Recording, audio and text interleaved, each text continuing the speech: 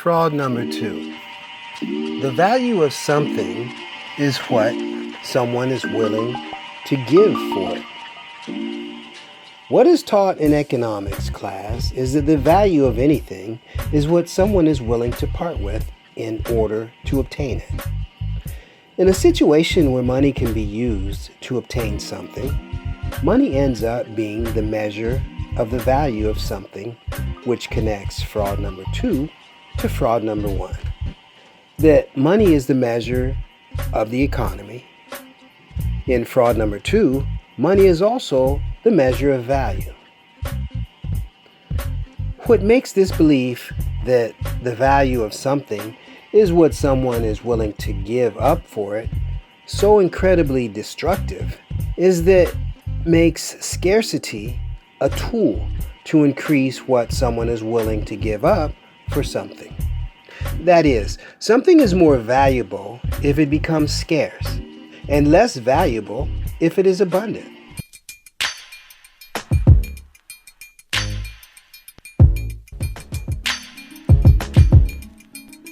Human history is littered with millions upon millions who have been starved to death as a result of making things more valuable by making them scarce.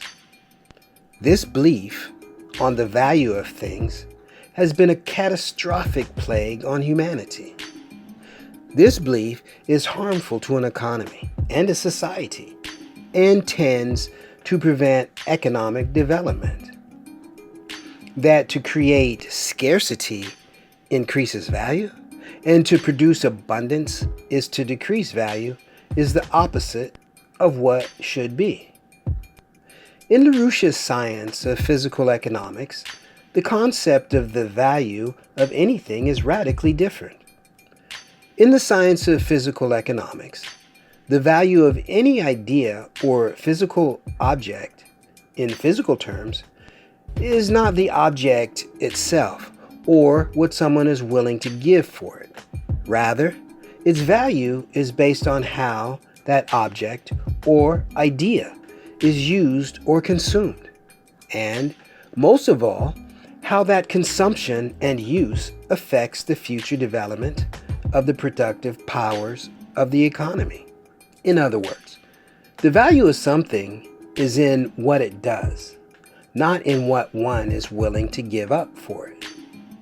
Thus, if the wealthy of a society happen to be consuming a large portion of the product of the economy without investing their wealth into the future physical development of the economy, these wealthy are robbing the future economic potential of a society.